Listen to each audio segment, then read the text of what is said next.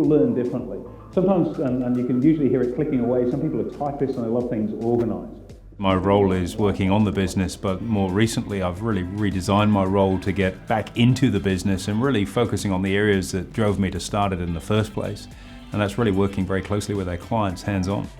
Listen, Andrew, you don't understand what I'm going through. I've got this, I've got that, work's crazy, I understand all that, they're nice sources, and you can either make it efficiencies or you can make money for you. The services that we provide range from outright education and coaching to more personalised mentoring, as well as providing investment advice to help people structure their portfolios or individual trades in a way that's going to give them that correct balance of return versus risk. We started in 1999 educating people on how to invest and trade in the stock market. We recognised that there was a gap there of people that were perhaps looking for ways of generating better return, but they didn't perhaps have the skill set or the risk management to do so successfully. 2006 is when we formally started Australian investment education, and since then we've really focused on building what I'd call a paint by numbers approach, so that everyday people, mum and dad investors, there's no PhD required, it's just people that can follow a very straightforward system of paint by numbers and enjoy success in the market, and perhaps most importantly, learn how to manage risk effectively. If you don't get that bit right, you're on the back foot, and that's not what you want to be playing this game. It's about being able to take the key point of difference within our business is really focusing on helping people use a relatively small amount of time to be able to generate a significant income. It's not about replacing one job with another. The key for us more than anything though is helping people achieve a long-term and sustainable return on their money. This isn't a sort of get-rich-quick type program. We're very much focused on that horizon mindset, and I guess that really differentiates us from a lot of people in the marketplace. It's that long-term partnership with their clients through having a vision of what their long-term goals and objectives are. So you're taking the responsibility and obligation, and so for that you're paying a premium of 60%. Okay, let's just pause there.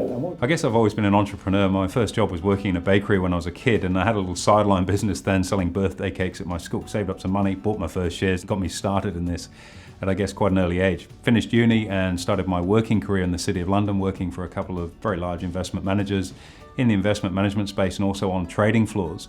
And that was a very, very lucrative space to be, and I'd add it's also a very, very stressful place to be too.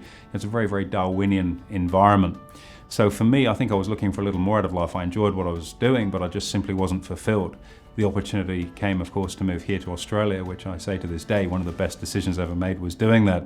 And that really took my life in a totally different direction. In terms of some of the key influences on my life, definitely my parents, my mum and dad especially, my father for his work ethic, and my mother in terms of working smarter and not harder.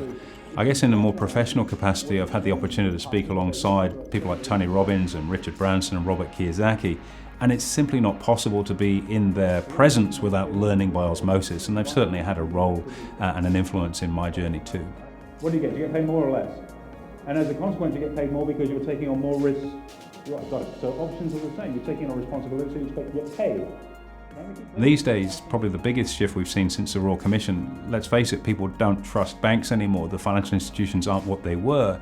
So more and more people are being directed to want to manage their own money, to have a greater level of control, and I guess the growth that we've seen through self-managed super is just one avenue of that. But just because something is accessible, it's very, very important not to be tempted to just dive headlong in. Having that background of education and knowledge is really, truly critical. As an organisation, we really pride ourselves on a few things. One is our service and our culture, and that really is a direct reflection of our staff.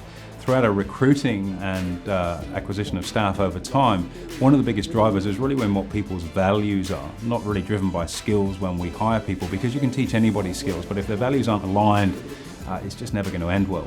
And that then translates through into the experience that our clients have. And there's one particular example, is a lovely lady, she was a mother with 2 children, had a very urgent need to restabilise her financial circumstance. And by plugging into what we teach and the support that our team provide, she was able to make that a significant reality much quicker than she expected. And just seeing the impact that had on her, more than any single thing, rebuilding her confidence as a person. And that stems through from what as an organisation we've been able to provide, and that's authentic staff that truly care about our client outcomes.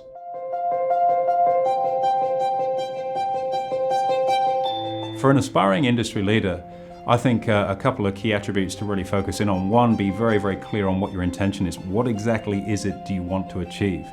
then be very, very focused on that and don't get blown off course. At the same time, I think you've also got to bring a level of flexibility in terms of your game plan, because the world evolves, it changes, and you need to be flexible.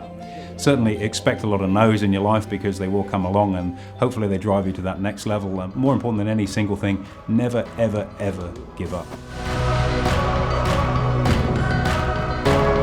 From a business perspective, I think leaving a generation of people that have got far more control over their financial future and are winning the game of money will be something that really drives me in that space. But legacy, I think, is certainly a broader question. And looking at it from a family perspective, with 3 children, I think helping your children identify their values and build their character and the skills to really realize their potential in life, I think, would be the ultimate legacy, and the value system behind that, I think that would just be the most amazing legacy to leave behind, and that's something I think is extremely important.